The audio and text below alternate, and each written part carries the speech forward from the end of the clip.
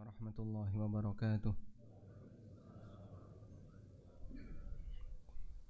Alhamdulillahi rabbil alamin.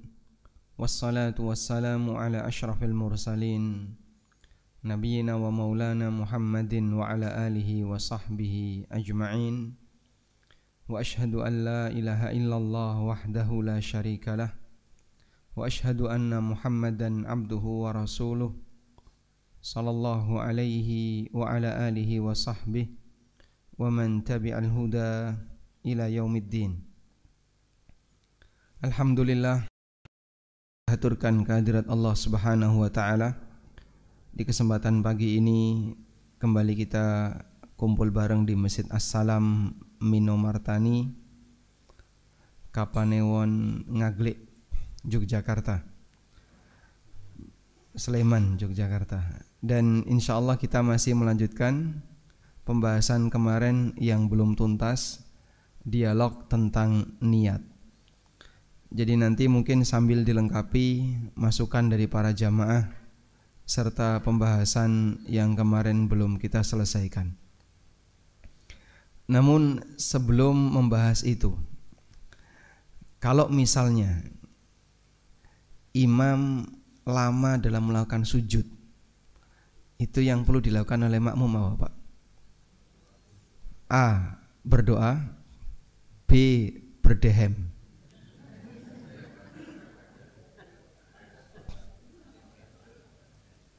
Yang seharusnya dilakukan yang mana? Berdehem. Kenapa dehem? Hah?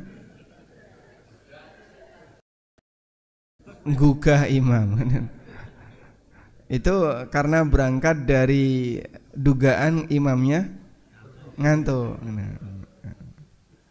Nah, kalau misalnya imam tasyahudnya lama, berarti yang dilakukan oleh makmum apa? Berdehem atau berdoa? Berdoa. Jadi yang lama itu dinikmati saja. Mumpung kesempatan berdoanya dibuat panjang oleh imam, berarti makmumnya memperbanyak doa. Cuman kan mungkin makmumnya ada yang punya dugaan, oh jangan-jangan imamnya merem. Makanya ditangani dengan cara dehem. Masya Allah. Coba kita buktikan dugaan ini benar atau salah. Tadi memperpanjang doa ya Ustaz ya? Iya, memperpanjang doa ya maksud beliau. Jadi bukan beliau ngantuk merem, bukan ya? Suudonnya makmum itu ngantuk merem. Baik. Ada banyak sekali kasus, misalnya jamaah yang baru datang pertama ke tanah suci terus sholat, kok sujudnya ratangi-tangi, saya sudah sepot turu. Padahal sebenarnya dia bisa memanfaatkan itu untuk banyak berdoa. Nah, selanjutnya kembali kepada ayat yang menjadi pembahasan kita. Lillahi ma fis samawati wa ma fil ard wa in tubdu ma fi anfusikum aw tukhfuhu yuhasibukum bihillah. Ketika kalian menampakkan apa yang ada dalam diri kalian, aw tukhfuhu atau menyembunyikan apa yang ada dalam batin kalian, yuhasibukum bihillah, semuanya akan Allah hisab. Ini pembahasan berkaitan dengan apakah lintasan batin dalam hati itu semuanya akan berkonsekuensi pahala dan berkonsekuensi dosa. Karena kita tahu bahwasanya perbuatan itu ada tiga ya. Ada yang berkonsekuensi pahala, berkonsekuensi dosa, dan ada yang tidak ada konsekuensi pahala dan dosa. Hal mubah itu hukum asalnya tidak ada konsekuensi pahala dan dosa. Baik. Nah, saya di sini mau membacakan tafsir yang disampaikan oleh Ibnu Ashur rahimahullah. Beliau punya kitab tafsirnya namanya At-Tahrir wa Tanwir. Kata beliau, wa qad ajmalallahu ta'ala huna al-ahwal al-maghfurah wa ghairal maghfurah. Dalam ayat ini Allah Subhanahu wa taala tidak menjelaskan, Allah hanya menyebutkan secara global kondisi mana yang diampuni dan mana yang tidak diampuni. Yang dimaksud oleh beliau adalah kalimat yuhasibukum bihillah. Allah bakal menghisab. Menghisab ini kira-kira diampuni atau tidak? Allah tidak menjelaskan itu.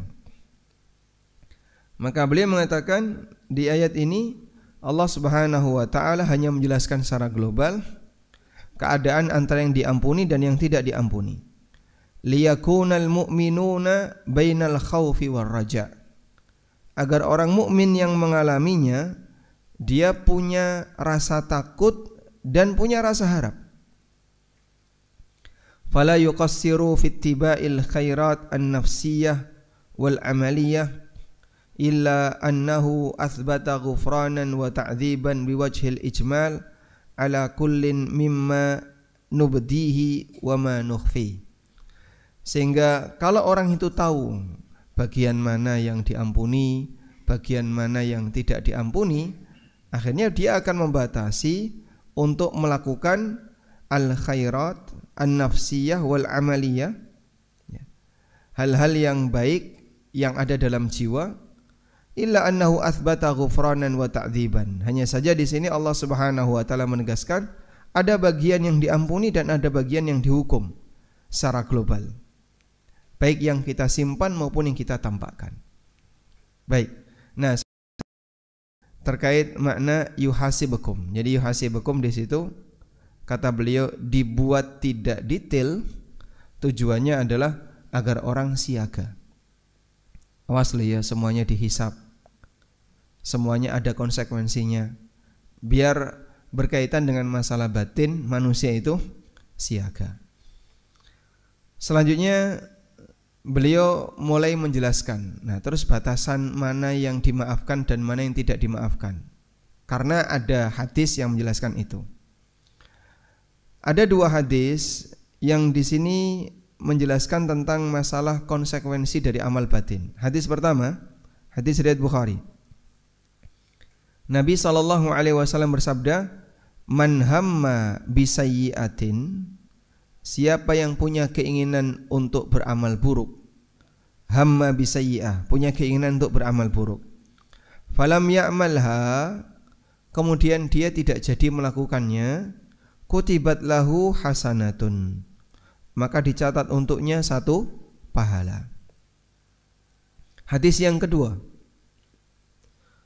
innallaha tajawaza li ummati amma hadatsatha bihi anfusuha. Sesungguhnya Allah Ta'ala tidak memperhitungkan untuk umatku amma hadatsatha anfusuha, apa yang disuarakan oleh jiwanya. Haddatsa yuhadditsu artinya menceritakan. Apa yang disuarakan oleh jiwanya.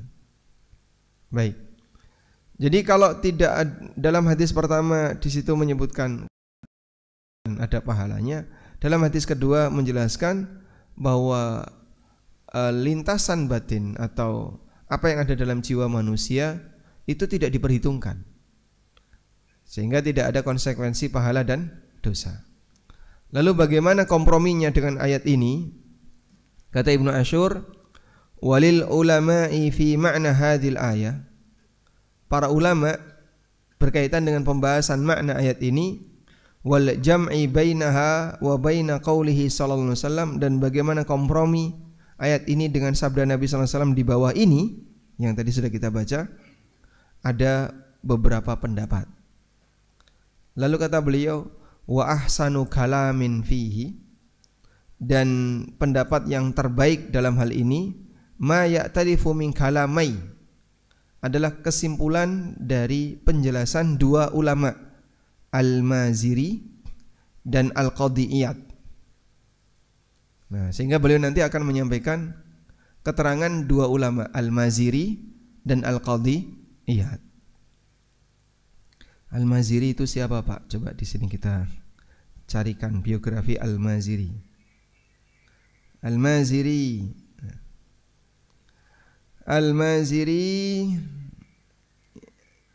kalau di sini disebutkan termasuk ulama Malikiyah.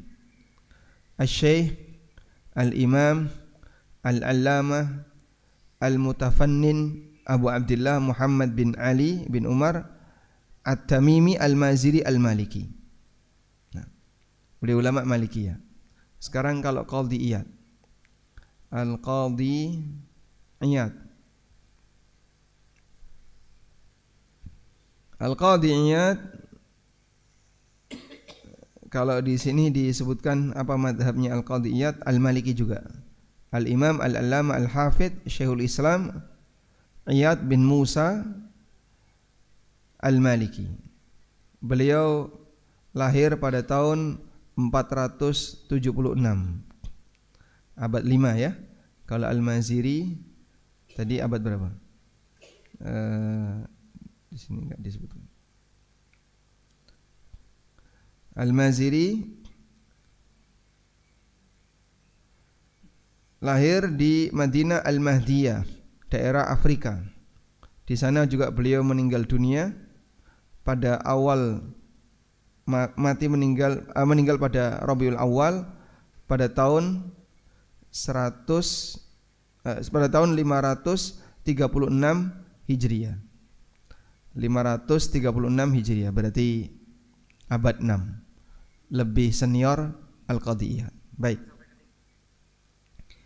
Sekarang kita lanjutkan. Dalam syarah Sahih Muslim, Al-Maziri dan Al-Qadhi Iyad punya penjelasan. Annama yakhturu fin nafsi, apa yang terlintas dalam batin, in kana mujarrada khatirin, kalau sifatnya hanya lintasan, wa taraddudin, yang keluar masuk, min ghairi azmin, tapi belum jadi rencana, belum jadi keinginan, fala khilafa, tidak ada perbedaan pendapat di kalangan para ulama fi adamil muakhadzati bihi, bahwa perbuatan semacam ini tidak ada konsekuensinya, tidak ada nilai pahala maupun dosa.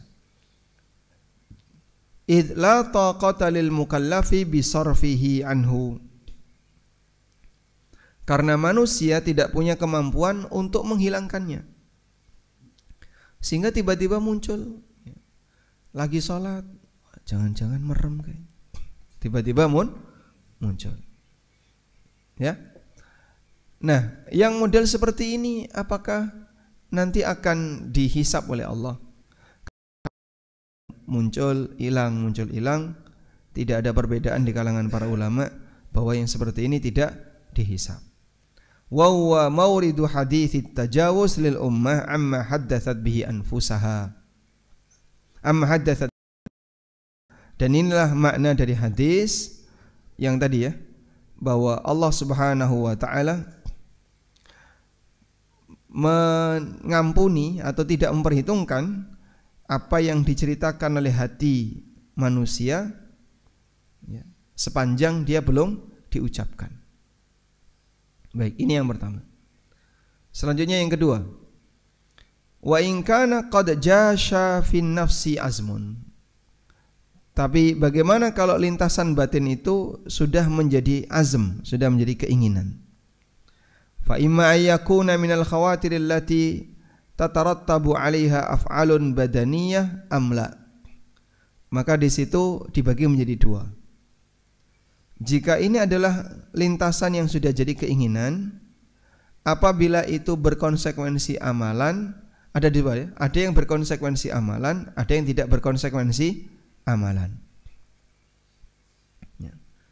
Sehingga kalau kita buat diagram lintasan berawal dari lintasan batin atau apa? Suara hati gitu aja. Suara hati. Kondisi yang pertama hanya lintasan yang langsung hilang. Jadi tidak bertahan, tidak berwujud keinginan, tidak bertahan dalam batin, kadang keluar masuk.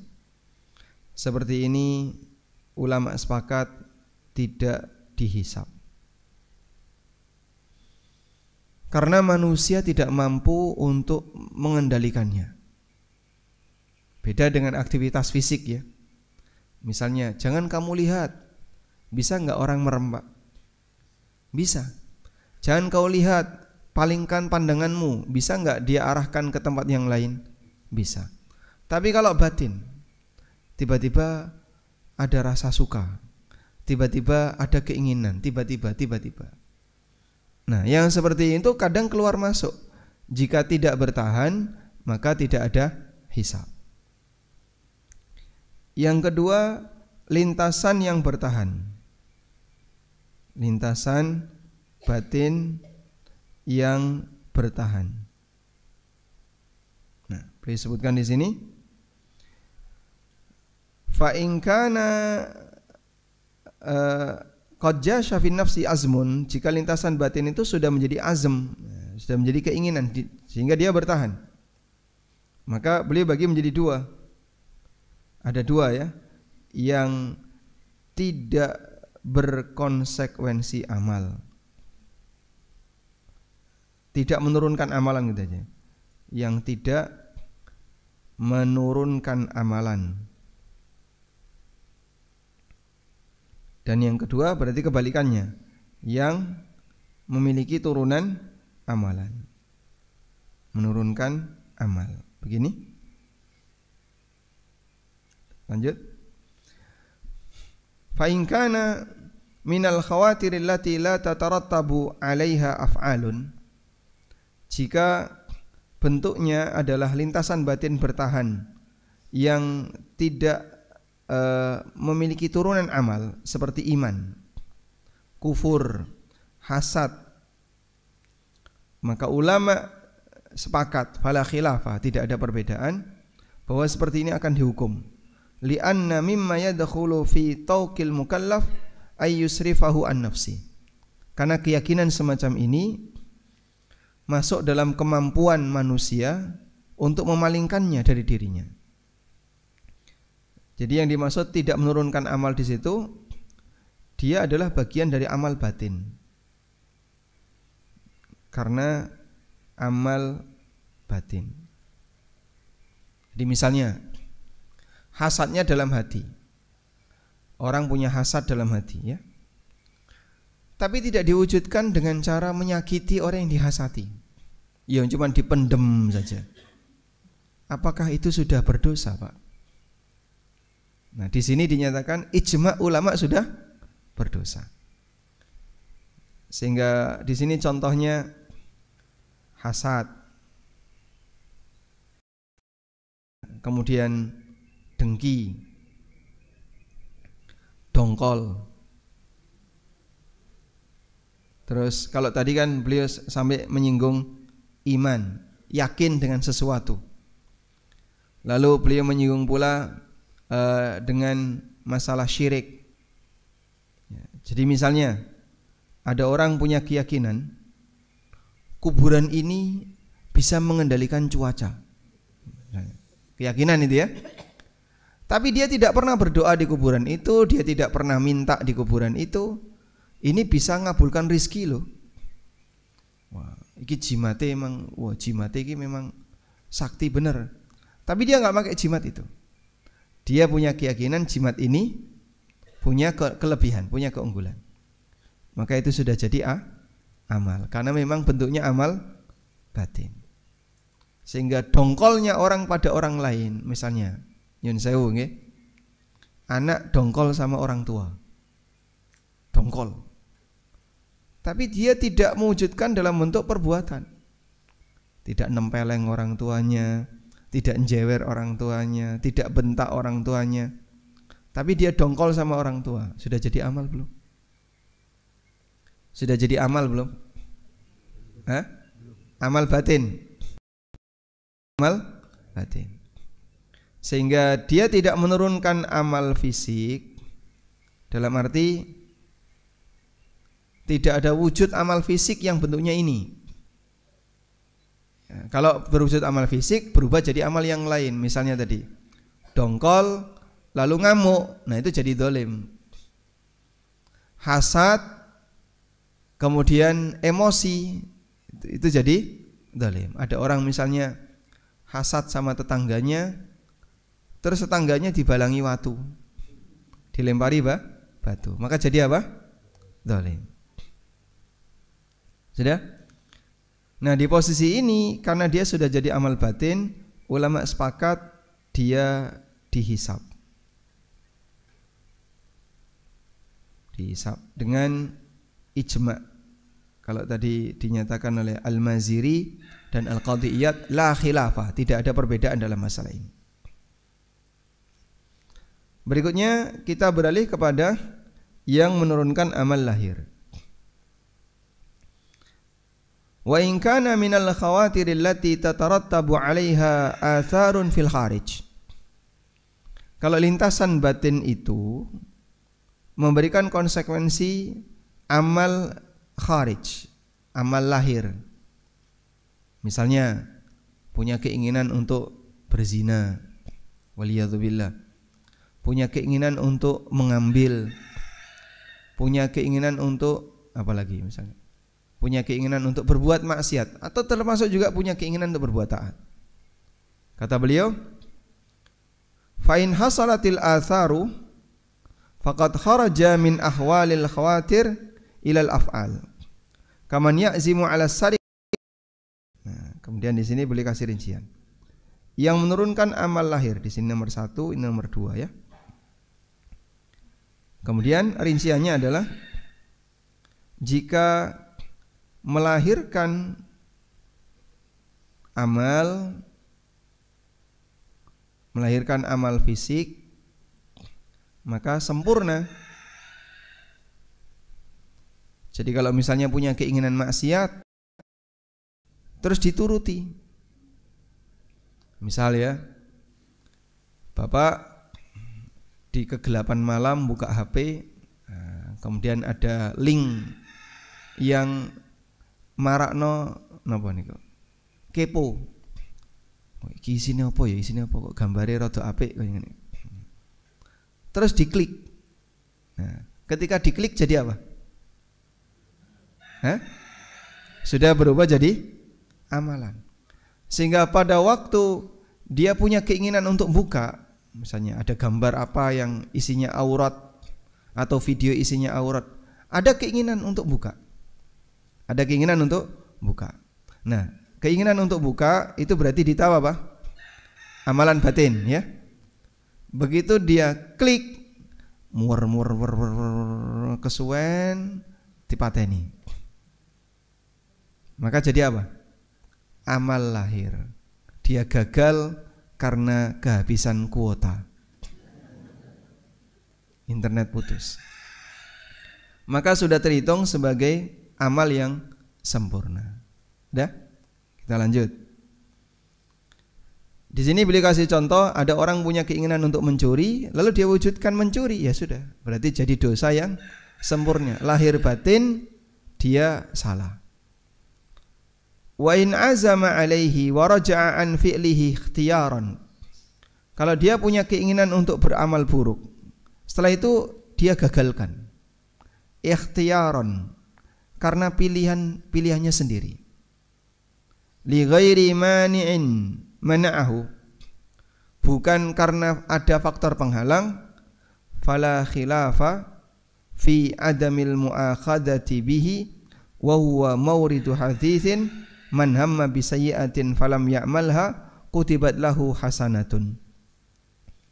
Kalau dia punya keinginan untuk berbuat buruk, lalu dia batalkan karena keinginan pribadinya, dia gagalkan rencana itu, maka ulama sepakat dia tidak dihukum, bahkan dalam hadis ini dapat pahala. Ya, di sini kita lanjut. Menurunkan amal lahir ya, ada lintasan yang menurunkan amal lahir. Kalau melahirkan amal fisik tadi yang sempurna ya, sehingga dia salah lahir batin. Nah, yang kedua di sini, dia urungkan, tidak jadi, bukan karena gagal. bukan karena gagal. Nah, di posisi inilah nanti dia berpahala. Sebagaimana dalam hadis riwayat Bukhari. Misalnya tadi ya, punya keinginan untuk ngeklik situs yang enggak benar tadi. Nah, ketika dia mau ngeklik dia mikir, jangan dosa. Wis rasido. Sehingga kuota masih ada, internet lancar.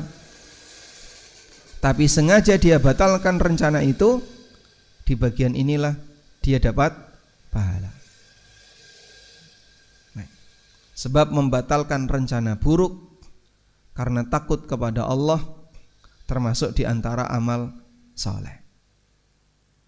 Allah Subhanahu wa taala bercerita tentang Yusuf. Walaqad hammat bihi wa hamma biha laula ar'a burhana rabbi kadzalika linasrifa anhu su'a wal fahsya. Si wanita itu punya keinginan dengan Yusuf. Si Yusuf juga punya keinginan dengan wanita itu. Sama-sama namanya manusia normal. Yang kata sebagian ulama ahli tafsir, ketika wanita itu menutup semua pintu rumahnya, wa ghallaqatil abwab. Al-abwab itu artinya apa? Bentuk jamak dari kata bab. Semua pintu ditutup. Wa qalat haytalak. Lalu si wanita itu mengajak Yusuf, haytalak, ayo ke sini. Itu dikatakan qad ta'arrad. Itu wanita sudah telanjang. Nah, namanya lelaki normal yang belum pernah nikah dan beliau normal ya. Hamma biha, juga punya keinginan terhadap wanita itu. Sisi ujiannya kan di sini. Syahwatnya tidak hilang. Kalau misalnya Pak ya, ada lelaki gagah, ganteng diajak zina, mohon maaf misalnya, oleh wanita usia 80-an. Kok guyu kenapa?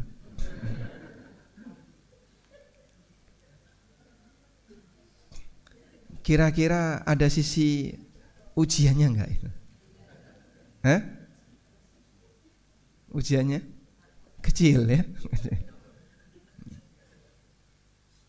Artinya nyentuh saja mungkin tidak mau dia.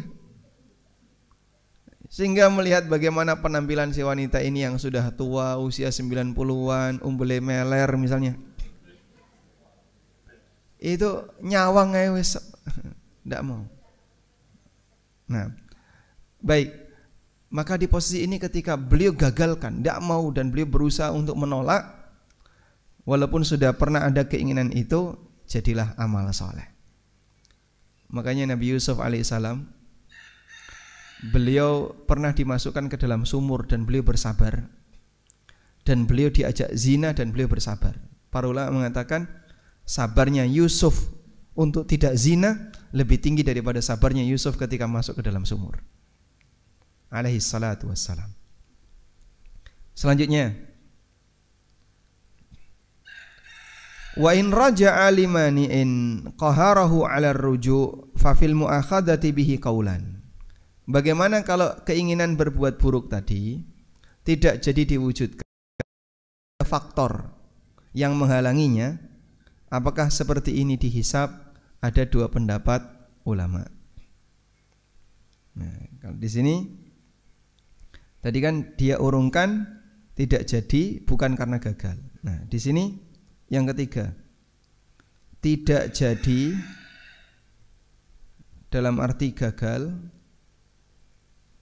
karena ada faktor penghalang.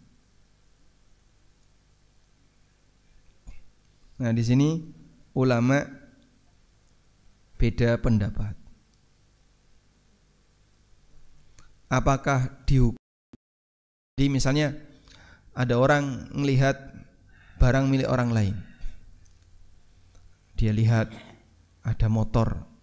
Terus dia mau maling, dia mau ngambil motor itu. Udah ada keinginan. Nah, tiba-tiba tuan rumahnya datang. Wah, itu gagal. Terus dia pergi. Nah, apakah seperti ini dia dihukum ataukah tidak? Ada dua pendapat ulama. Wallahu a'lam. Jadi ini kaitannya dengan masalah lintasan batin kemudian jadi niat. Maka tahapannya adalah lintasan kemudian jadi ham. Khawatir kalau dalam bahasa Arabnya.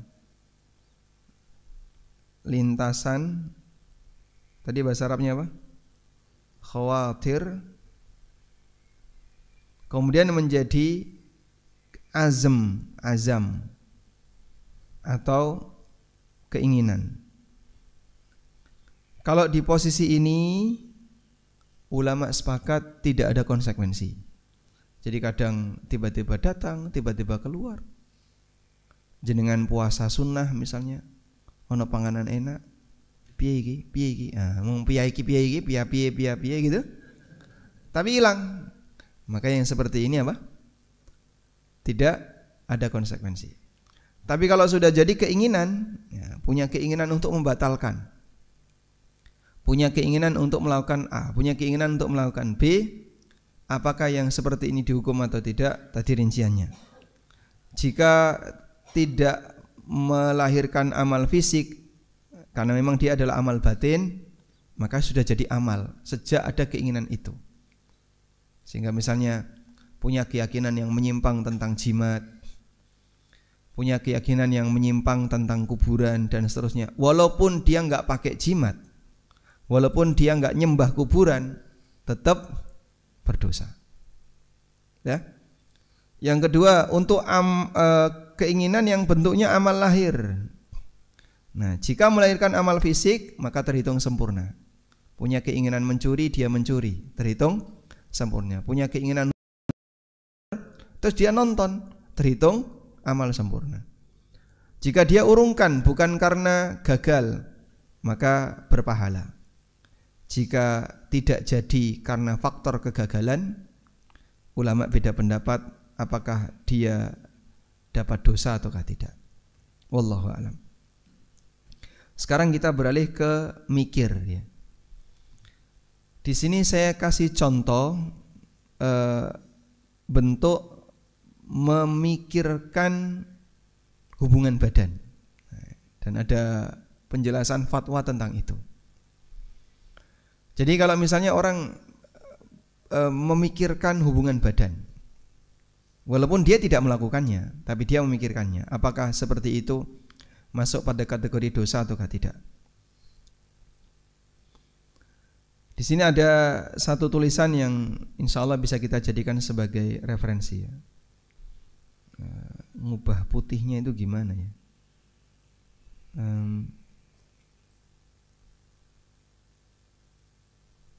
Coba saya ubah, ya. Mudah-mudahan bisa.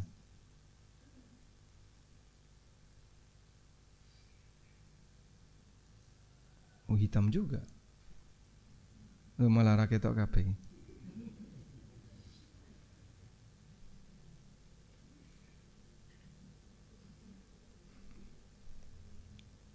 Baik. Kita baca, ya. At-takhayyulat al-jinsiyah. Mikir hubungan badan termasuk di antara lintasan yang terkadang muncul dalam hati manusia, disebabkan karena dorongan suara batin, min suarin mukhtazinah au hadha lahul bi'ah, disebabkan karena pemandangan yang ada di lingkungan yang pernah ditangkap oleh indera, allati ya'ishu fiha wal manadhir allati yaraha, lingkungan yang menjadi tempat hidup seseorang dan pemandangan yang pernah dilihat. Wahiyya takhayyulatun tusibu aglaban nas, dan lintasan semacam ini sekali manusia, terutama para pemuda. Lakinnaha takhtalifu min syakhsin li akhar, namun berbeda antara satu dengan yang lain. Min haitsun naw'u wal ilha wat ta'thir, dari sisi jenisnya dan pengaruhnya. Selanjutnya, syariat Islam adalah syariat yang sejalan dengan fitrah, datang sejalan dengan bimbingan untuk tabiat manusia. Allah Subhanahu wa taala jadikan itu sebagai bagian dari at-taqwin al-bashari. Allah Subhanahu wa taala berikan syariat dalam rangka untuk mengatur kondisi manusia. Falam tata'adda hududal mumkin walam tukallif bima la yutaq. Sehingga syariat memberikan batasan, tidak melampaui batas yang dilarang dan tidak memberi beban melebihi dari kemampuan. Jadi berkaitan dengan masalah jiwa, syariat tidak membebaskan, terserah orang mau mikir apa, tapi di saat yang sama syariat juga tidak memberikan beban yang tidak mampu dilakukan oleh manusia. Lalu beliau sebutkan dua dalil yang tadi sudah kita baca. Qala an-Nawawi rahimahullah, kata Nawawi, wa hadithun nafsi, dan lintasan batin, idza lam yastaqir wa yastamir alaihi sahibuhu, apabila tidak bertahan dan tidak keterusan, fama'fuun anhu bittifaqil ulama, statusnya dimaafkan dengan sepakat ulama. Li'annahu la ikhtiyara lahu fi wuqu'ihi, karena tidak ada pilihan, manusia tidak punya kuasa untuk mengendalikannya. Wa la tariqa lahu ilal infikaki anhu, dan dia tidak punya cara untuk bisa menghindarinya. Jadi kadang tiba-tiba muncul misalnya, terus hilang, muncul, hilang lagi. Nah, selanjutnya, kemudian wat takhayyulat al-aridah tadkhulu fi dairati haditsin nafsi, dan aneka angan-angan, keinginan itu masuk pada kondisi haditsun nafsi, lintasan batin. Lalu apakah di situ ada dosa ataukah tidak? Penjelasannya di bawah ini. Wal mas'alatu yadhkuruha al-fuqaha bitasfir at-tali. Kasus ini dijelaskan oleh para ulama sebagai berikut. Lau anna rajulan, ini contohnya ya, kalau ada seorang suami melakukan hubungan badan dengan istrinya, tapi dia memikirkan kecantikan wanita lain, hatta khuyila ilaihi annahu yata'uha, sampai dalam bayangan dia seolah-olah dia sedang memikirkan wanita, melakukan hubungan dengan wanita lain. Fahal yahrumu dzalika tafakkur wat takhayyul, apakah seperti ini haram? Ukhtulifat fi dzalika, seperti ini ada perbedaan ulama, ada beberapa pendapat di sana. Nah, sekarang kita lihat. Al-qaul awal, pendapat yang pertama, hukumnya haram dan berdosa bagi orang yang yastahdiru bi iradatihi, yang menghadirkan wajah yang haram dan dia hayalkan itu adalah istrinya. Allati yujami'uha, yang dia melakukan hubungan badan dengannya. Ini seperti keterangan Ibnu Abidin. Beliau mengatakan wal aqrabu liqawaidi madhabina adamul hil, dan yang lebih dekat dengan kaidah dalam mazhab kami yaitu Hanafiyah, hukumnya tidak halal. Li'anna tasawwura tilkal ajnabiyyah baina yadayhi yata'uha fihi taswirun mubasyaratil ma'siyah ala hayatiha. Karena ketika seseorang menghayalkan wanita yang lain di hadapannya, padahal itu adalah istrinya, berarti dia sedang menghayalkan untuk melakukan perbuatan maksiat. Ini keterangan Ibnu Abidin. Wa qala Muhammad al-Abdari, yang ma'ruf dengan sebutan Ibnul Hajj al-Maliki. Beliau mengatakan wa yata'ayyanu alaihi ayatahaffadha fi nafsihi bil fi'li wa fi ghairihi bil qaul, wa min hadhihi al-khaslah al-qabihah allati ammat bihal balwa fil ghalib, wa hiya anna ar-rajula idza ra'a imra'atan a'jabathu wa ata ahlahu ja'ala baina ainihi tilkal mar'ah allati ra'aha. Dan wajib bagi orang untuk menjaganya.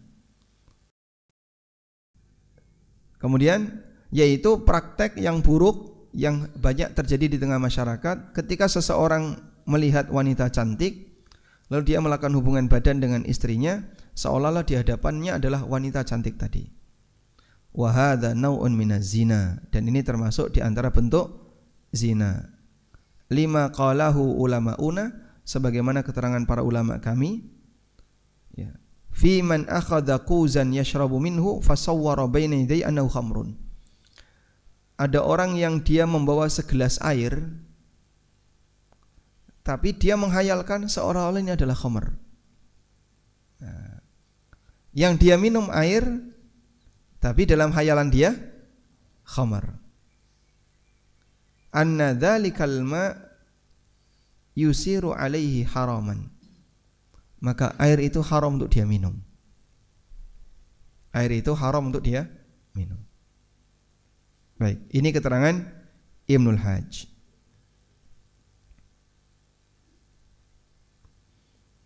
Kemudian di sini ada yang kedua. Al-qaulu tsani, pendapat yang kedua. Al-jawaz, hukumnya boleh. Wa annahu la haraja ala man fa'ala dzalika, tidak ada dosa bagi orang yang melakukan seperti ini. Dan ini adalah pendapat ulama Syafi'iyah mutaakhirin, ulama Syafi'iyah belakangan, di antaranya As-Subki dan As-Suyuti. Qalu, mereka beralasan, li'anna at-takhayyulat laisa fiha hammun, karena sebatas hayalan itu tidak ada keinginan, tidak berbentuk azam untuk bermaksiat. Idh qad yatakhayyalu fi dhihnihi annahu yubashiru tilkal mar'ah al-ajnabiyyah, karena bisa jadi ada lelaki yang menghayalkan bahwa dia sedang melakukan hubungan badan dengan wanita yang bukan mahram, wa huwa ma'a dzalika laisa fi qalbihi azmun ala fi'lihi, tapi dalam hatinya tidak ada keinginan untuk berbuat zina. Wassa'i ilaihi, dan usaha untuk mewujudkannya. Bal qad yarudduhu law urida alaihi, bahkan kadang dia berusaha untuk menghilangkan ketika pikiran itu muncul. Wallahu alam. Intinya dalam hal ini ada perbedaan pendapat ulama tentang orang memikirkan sesuatu, apakah itu sudah jadi sudah jadi amalan atau tidak. Karena kan memikirkan sesuatu belum berwujud perbuatan. Baik. Lalu kemarin, misalnya orang mikir dalam komentar, sebenarnya mikir dalam komentar, bukan mikir berkeinginan untuk berbuat. Kok enak ya korupsi, cepat sugih. Dah? Itu kan mikir komentar ya. Tapi apakah ada keinginan dalam hatinya untuk berkorupsi, untuk melakukan korupsi? Nah, ketika tidak ada berarti bukan azam. Ketika ada, tak tiru nek koyo ngene. Nah, dia mau niru seperti itu, berarti sudah jadi azam. Nah, kalau sudah jadi azam, ada dua kemungkinan, terjadi dan tidak terjadi. Jika terjadi, jadi amalan penuh, salah lahir batin. Jika tidak terjadi, maka tergantung faktornya. Digagalkan karena keinginan sendiri atau digagalkan halang. Digagalkan karena keinginan sendiri berpahala. Kalau digagalkan karena faktor penghalang, ulama beda pendapat. Wallahu a'lam. Walhamdulillah. Oke, selanjutnya gantian. Kurang 2 menit.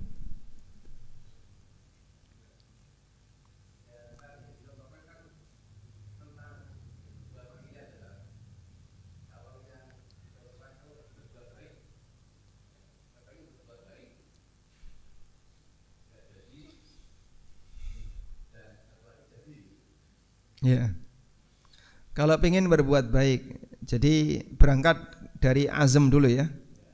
Dari azam. Atau suara batin. Azam ini berarti sudah jadi, sudah menetap ya. Berangkat dari azam. Bentuknya berbuat baik. Nah, kalau ingin berbuat baik, ada yang berhasil, ada yang gagal. Ketika berhasil dilipatkan 10 kali, bahkan ratusan kali. Kalau gagal bagaimana? Kalau gagal tetap berpahala. Orang mendapatkan pahala niat. Dia mendapatkan pahala niat, karena niat itu amal. Sebagaimana yang disabdakan Nabi SAW, man hamma bihasanatin falam ya'malha kutibat lahu hasanatun kamilah. Siapa yang punya keinginan untuk berbuat baik, kemudian dia enggak jadi melakukannya, dicatat untuknya satu amal baik yang sempurna. Nah, makanya merawat niat itu diperintahkan oleh para ulama. Seperti kata Imam Ahmad, inwil khaira fa innaka la tazalu bi khairin ma nawaital khaira. Milikilah niat yang baik karena kau akan selalu dalam kebaikan sepanjang kau punya niat yang baik. Wallahu a'lam.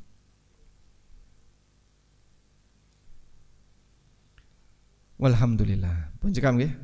Nggih, alhamdulillah. Baik, demikian yang bisa kita sampaikan, dan besok kita mau bahas hadis itu, man hamma bil hasanati. Kalau di urutan Riyadhus Shalihin kan pembahasannya itu ya.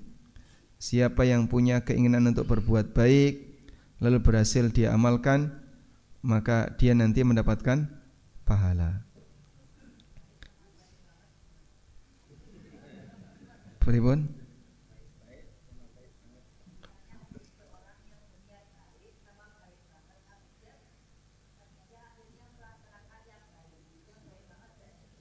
Ya. Yang baik banget tidak terlaksana, insya Allah dapat pahala. Ya, jadi besok kita mau belajar hadis ini ya. Fi man sanna sunnatan hasanah. Mana sih? Kemarin kan yang terakhir ini ya. Oh baik. Ternyata beda bukan itu. Nah, nanti kita mau bahas hadis ini. Man ahdatsa fi amrina hadza dan man amila amalan laisa alai amruna. Jadi mungkin menyinggung yang dulu tentang sesuatu yang baru dalam syariat. Baik, demikian wassallallahu ala nabiyyina Muhammadin wa ala alihi wa sahbihi wasallam wa akhiru da'wana anil hamdulillahi rabbil alamin. Wassalamu alaikum warahmatullahi wabarakatuh.